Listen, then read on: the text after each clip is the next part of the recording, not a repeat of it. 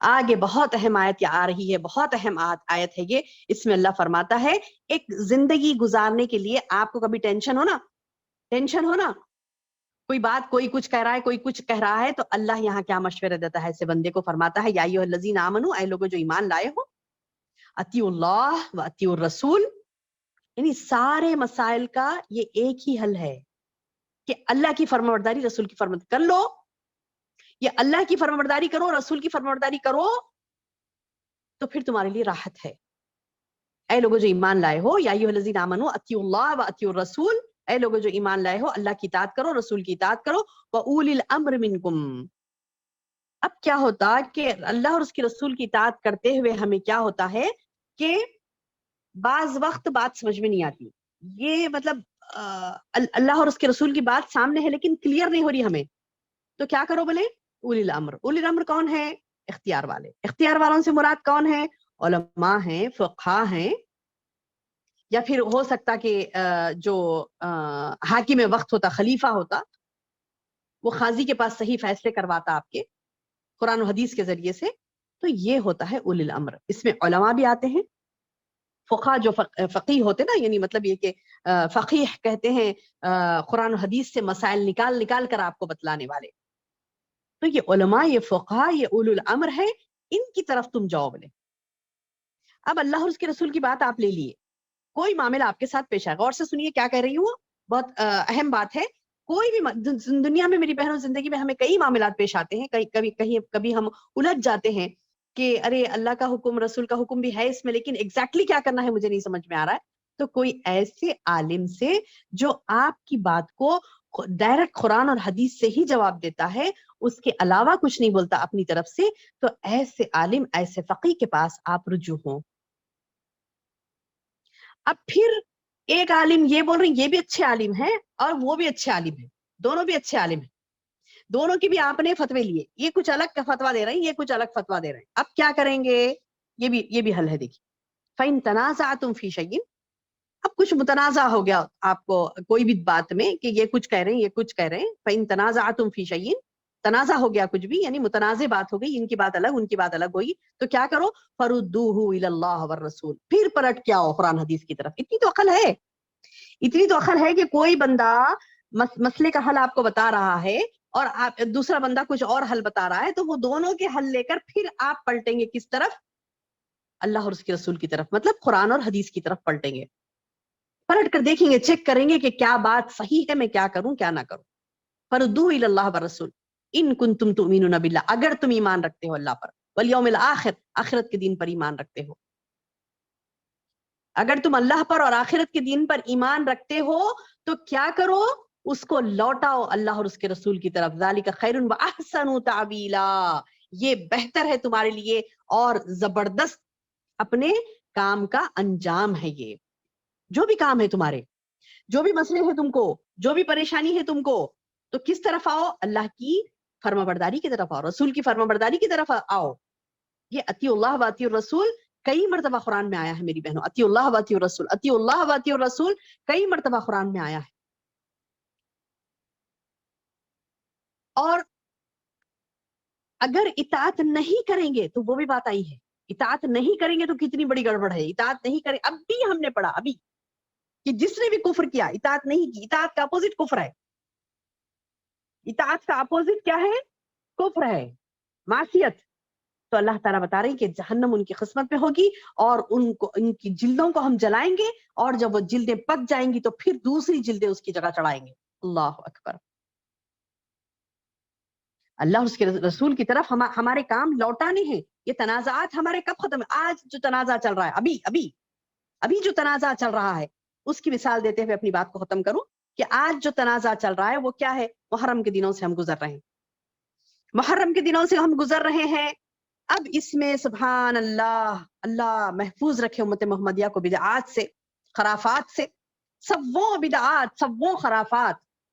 محرم میں یہ نہیں کرنا، محرم میں وہ نہیں کرنا، محرم میں شادیاں نہیں کرنا، محرم میں کوئی کیا کہتے ہیں کہ اچھی چیز کچھ بھی شروعات کر رہے ہیں کسی لڑکی، حتیٰ کہ لڑکی کو دیکھنے بھی نہیں جاتے. کیا محرم ٹل جانے تو اس کے بعد جائیں گے؟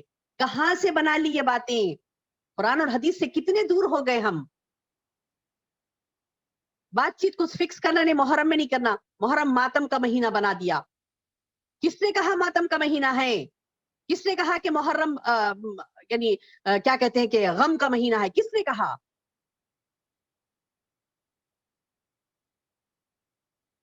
شہداء اللہ کے رسول صلی اللہ علیہ وسلم کے نواسے جو شہید ہوئے تھے 10 محرم کو، تو کیا اس شہید کی آپ غم مناتے ہیں؟ جبکہ اللہ کے رسول صلی اللہ علیہ وسلم نے صاف اعلان کیا تھا کہ غم کسی میت کا 3 دن سے بڑھ کے نہیں منانا ہے. 3 دن سے بڑھ کے کسی بھی میت کا غم نہیں منانا ہے. تو آپ برسوں کا غم آج منا رہے ہیں، اسے ماتم کا نام دے رہے ہیں. ماتم حرام ہے اسلام میں. ماتم کرنے والے کو، نوحہ کرنے والے کو اللہ کے رسول صلی اللہ علیہ وسلم نے اپنے امت میں سے نکال کر باہر کر دیا. حدیث ہے، میں سنا رہی ہوں، غور سے سنیے. اللہ کے رسول صلی اللہ علیہ وسلم فرماتے ہیں نوحہ کرنے والے، ماتم کرنے والے، ان سے میرا کوئی تعلق نہیں ہے. یعنی امت محمدیہ میں سے انہیں نکال دیا گیا. اور آج اس مہینے کو، آج اتنے متبرک مہینے کو، حرمت والے مہینے کو، اتنے پیارے مہینے کو ایک حرام مہینہ قرار دے رہی. مطلب وہاں پر محرم الحرام سے مراد یہ ہے محترم والا، جیسے کہ مسجد حرام ہے، مسجد الحرام ہے، محترم مسجد، احترام کرنے والی مسجد، احترام کیے جانے والی مسجد. محرم الحرام یعنی احترام کرنے والا مہینہ. وہ 4 مہینے جس کو اللہ تعالیٰ نے محترم قرار دیے، اس میں سے ایک محترم مہینہ یہ ہے. محترم مہینے میں تو اچھے اچھے کام کرنے چاہیے، آپ کو شادیاں کرنی چاہیے، محرم میں شادیاں کرنی چاہیے، کیونکہ یہ متبرک مہینہ ہے. متبرک میں آج ہم شریعت سے کتنی دور ہیں میری بہنوں، کتنی دور ہیں.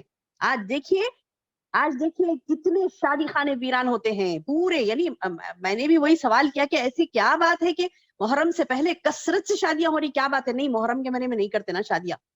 پھر سب شریعت والے ہیں، سبحان اللہ، شریعت کو ماننے والے، نماز پڑھنے والے، قرآن پڑھنے والے، حدیث پڑھنے والے. کہاں گیا ایمان؟ کہاں گیا ایمان؟ کسی نے کہہ دیا آپ کو کہ یہ نحس والا مہینہ، نعوذ باللہ، یہ نحس والا مہینہ نہیں ہے. گناہوں میں مت پڑیے اپنے آپ کو یعنی یہ کہہ کر کہ یہ غم والا مہینہ ہے. نہیں، کالے کپڑے پہن لے رہی، ماتم کر رہی، یہ تو شیعوں کا کام ہے. وہ تو دین سے ہٹ گئے، ان پر کفر کا فتویٰ ہے.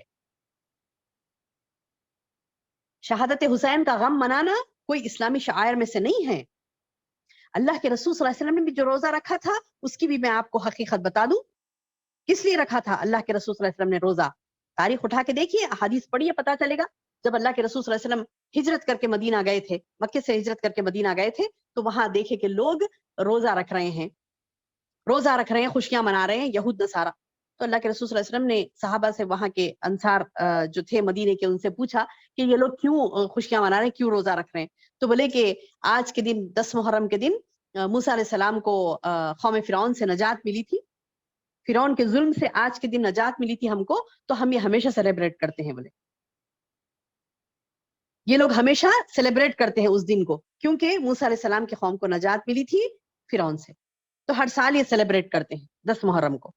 تو بولے اچھا، موسیٰ علیہ السلام کی تو یعنی وہ تو دین اسلام لائے تھے، تو ہم زیادہ حق رکھتے ہیں کہ ہم خوشیاں منائیں، اس چیز پر ہم خوشی منائیں، شکرانے کے طور پر ہم روزہ رکھیں گے. بولے اللہ کے رسول صلی اللہ علیہ وسلم نے بھی روزہ رکھا اور کہا کہ ان یہود کی مخالفت کے لیے، حدیث کے الفاظ ہیں، غور سے سنیے اور پڑھیے، تحقیق کریے اس بات کی. اللہ کے رسول صلی اللہ علیہ وسلم نے فرمایا کہ تم بھی روزہ رکھو 10 محرم کو، اور اس کی فضیلت یہ بتائی گئی کہ 1 سال عبادت کرنے کے برابر، 1 سال کے روزے رہنے کے برابر فضیلت بتائی گئی. اور یہ روزہ اللہ کے رسول صلی اللہ علیہ وسلم نے رکھا اور کہا کہ اب جو روزہ رکھنا چاہتا ہے نیکسٹ ایئر سے، وہ 9 یا 10 کا رکھے، یا 10 اور 11 کا رکھے. کیوں؟ کیونکہ یہودیوں کی مخالفت کے لیے.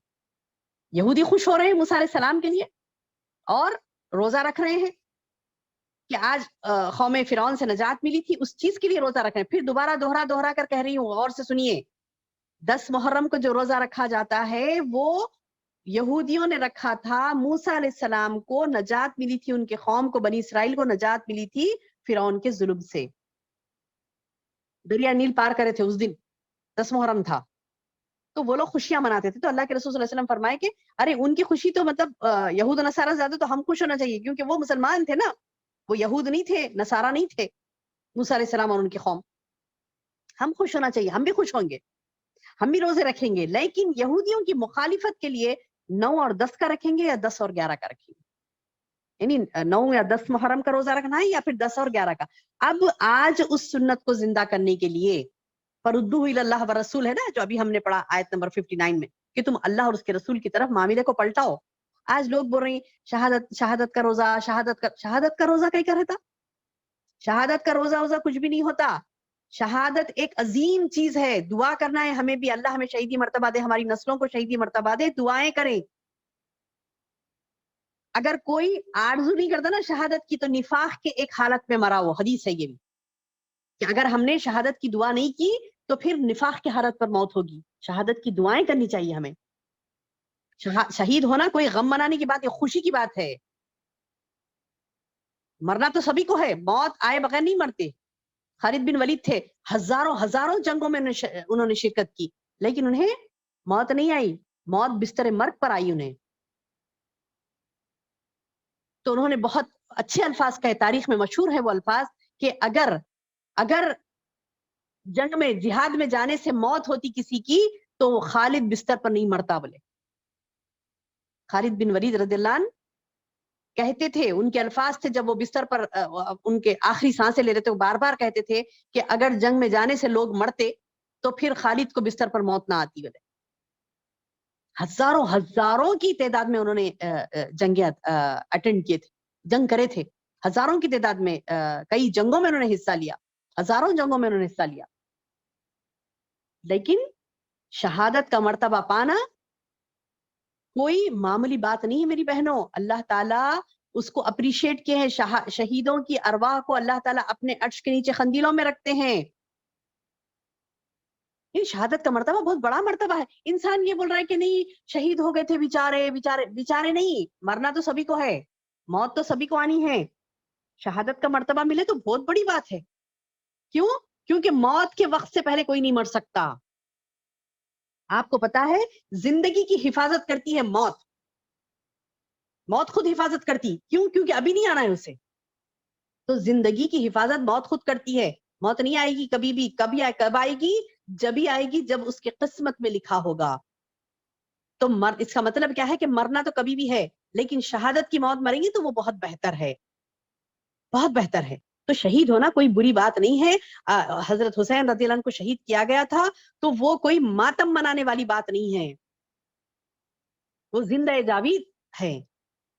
جیسے علامہ اقبال رحمہ اللہ علیہ نے کہا نا، ہم زندہ جاوید کا ماتم نہیں کرتے، ماتم نہیں کرتے. اللہ کے رسول صلی اللہ علیہ وسلم نے تو کہہ دیا کہ جو ماتم نوحہ کرے گا، غم منائے گا، اس کو بولے کہ شریعت میں اس کی کوئی گنجائش نہیں ہے کہ مطلب اس کو رکھنا ہی نہیں امت محمدیہ میں. تو ہم ماتم کرنے کے لیے یا پھر غم منانے کے لیے روزہ نہیں رکھتے. 10 محرم کا روزہ جو رکھتے ہیں، موسیٰ علیہ السلام کو قوم فرعون سے نجات ملی تھی، اس خوشی میں روزہ رکھتے ہیں. کوئی غم منانے والی بات نہیں ہے. اب بولے کہ غم منا رہی، شربتیں پلا رہی لوگوں کو چونکہ انہوں پیاسے ہوئے تھے. سبحان اللہ، پیاسے تو اور بھی کئی صحابہ شہید ہوئے، بڑے بڑے جلیل القدر صحابہ. عثمان غنی رضی اللہ عنہ، ان کو بھی پانی بند کر دیا گیا تھا. کئی شہادتیں ہوئی. حضرت عمر رضی اللہ عنہ کو نماز کے دوران شہید کر دیا گیا تھا. کیا وہ ڈیٹ یاد رکھتے ہم کہ کس ڈیٹ میں شہید کیا گیا تھا؟ وہ ڈیٹ پہ آج ہم غم منائیں گے؟ نہیں. حضرت عثمان غنی رضی اللہ عنہ کی شہادت کے دن کو یاد کر کے آج بھی ہم غم منائیں گے؟ ایسے نہیں ہے. ہر سال برسی منانا نعوذ باللہ اسلام کے خلاف ہے یہ حرکت، دین کے خلاف ہے یہ حرکت، اطیع اللہ و اطیع الرسول کے خلاف بات ہے.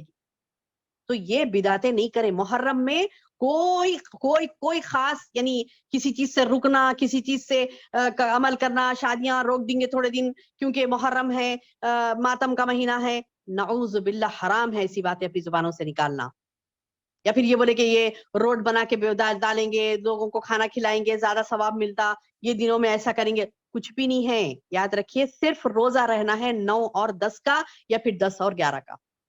ہاں شہادت حسین بے شک ہوئی تھی. شہادت حسین رضی اللہ عنہ کو شہید کیا گیا تھا، لیکن ان کو شہید کیا جانا کیوں کیا گیا تھا، اس کے پیچھے ہسٹری کیا تھی، وہ کیا لمحات تھے، انہوں نے کیسے سیکریفائسز کیے، کتنی مصیبتیں اٹھائیں دین اسلام کے لیے. اس کے بعد کوسچن مارک ڈالیں آپ نے کیا کیا. یہ تاریخ ہمارے سامنے ہے، تو ہمیں سوچنے پر مجبور کرنے والی بات ہے کہ میں نے اور آپ نے کیا کیا اللہ کی راہ میں. اس لیے نہیں دی گئی یہ تاریخ ہمیں کہ ہم بس غم منائیں، یا پھر اس کے لیے کوئی تو عید ہی کہہ رہے ہیں اس کو، کوئی کہہ رہے ہیں نہیں وہ فلاں غم کا مہینہ ہے، کوئی شربتیں بانٹ رہا ہے، کوئی چھوارے بنا رہا ہے، کوئی کچھ اسپیشل یعنی پکوان کر رہا ہے، کوئی غم کر رہا ہے، کوئی خوشی کہہ رہا ہے. ارے یہ کیا خرافات لگا بیٹھے ہیں. دیکھیے قرآن حدیث کھول کے دیکھیے، کہیں دلیل ملے گی آپ کو تو کریے گا. کہیں دلیل نکال کر بتا دیجئے کہ اللہ کے رسول صلی اللہ علیہ وسلم نے کبھی یہ کہا تھا کہ یہ غم کا مہینہ میری امت پر آنے والا ہے. نہیں کہا تھا.